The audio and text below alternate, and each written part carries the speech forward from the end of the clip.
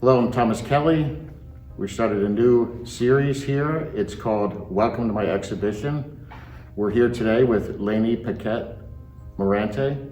She is going to be telling us about her current exhibition. Good morning. My name is Leni Paquet-Morante, and I've had the pleasure and privilege to be offered a solo exhibition here at the Mercer County Community College Gallery on the West Windsor campus. It's titled Puddle Architecture. It's a series of paintings I've done primarily through 2020, a couple from 2021, and one or two from 2019. A series of paintings that I did that talk about shallow water and about moving water as tidal fields and tidal pools and rivers and puddles and shallow water by the side of the road. Thank you for joining us today. I'm standing next to a painting that's actually a year old today. It was done in February of 2020. It was one of the early explorations as an abstraction, a painting that's an abstraction of the shallow water that I was starting to look at closely. This little painting in a square format continues my exploration back in February and March last year, looking at shallow water and how the environment is reflected in it. A log over a small stream here in Hamilton called Pond Run.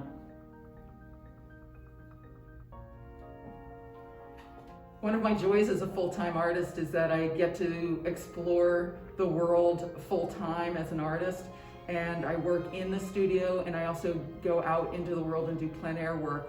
This little painting was done off of Estates Boulevard here in Hamilton on the Pond Run. It's a little floody area. We're standing in front of Forest Floor Water, which is a 60-inch square painting. It was at the time, in January 2020, the first time that I stepped very purposefully into a larger, more contemporary format. I had gone to school at Mason Groves College of Art, part of Rutgers University, graduated in '92. And through my professors, Bob Cook and Judy Brodsky and many others, I began at that time, although that seems like a long time ago, to really understand what contemporary interpretations meant.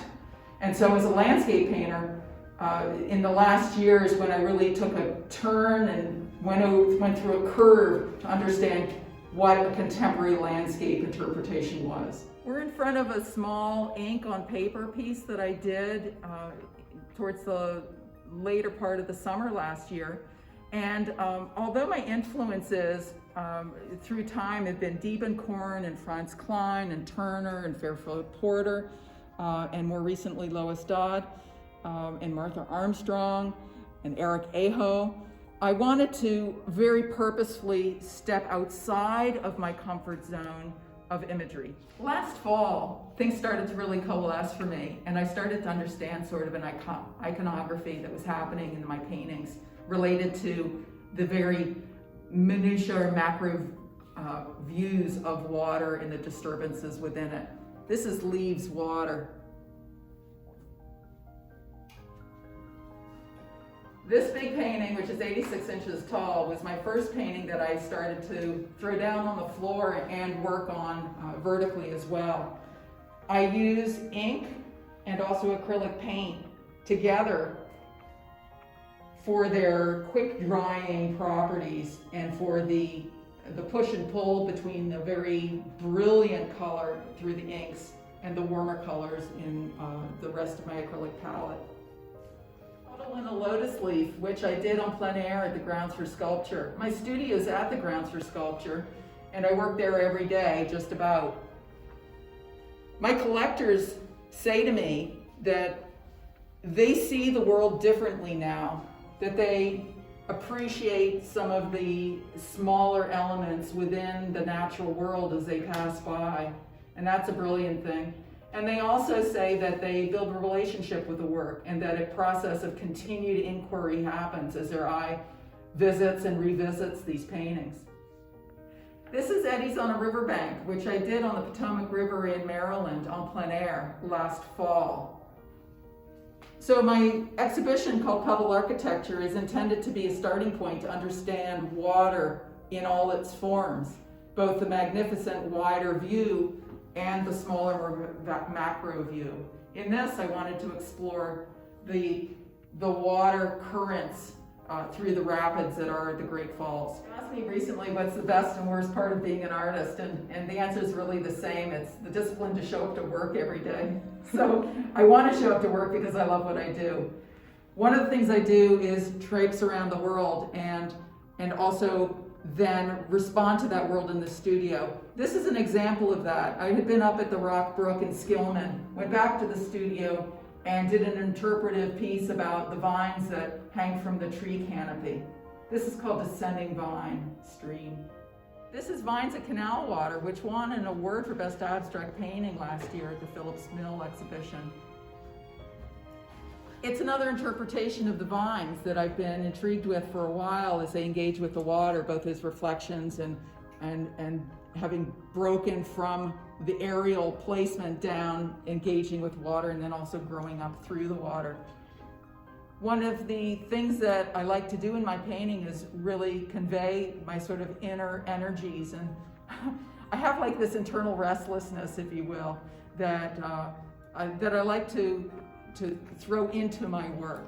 This painting is on loan from one of my collectors, and it's called Forest Waterfall, and it's really representing where I started to go into sort of referencing what I knew and had come to love about the shallow water, and tying into the dreams that I've started to have, where the paintings reveal themselves to me through dreams.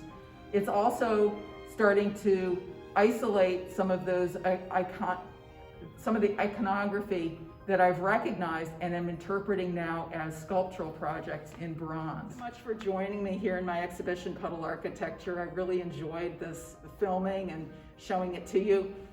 We're ending it up with a painting that I did in the Bay of Fundy in Canada, en plein air, and showing you a small drawing that I did closer to home in Princeton. It's a little magic marker drawing of a small puddle in a parking lot. I'd like to thank Mercer County Community College for this opportunity to show in this beautiful gallery, and to thank Alice Thompson, the curator, who did such a beautiful job conveying her vision of what this work means through placement and adjacencies. It was actually a learning experience for me as well. I'd like to also thank Leni Paquet-Morante for entrusting her work to the college and to me as a relatively new curator and gallery director. It's been absolutely my pleasure to continue to try to bring art and live experiences to the community. Thanks for joining us on Welcome to My Exhibition. This week we featured Leni Paquet-Morante and her Puddle Architecture show. So come back soon. And thanks again, Leni. Thank you, Tom. Thank you, Alice. Thank you, Mercer County Community College.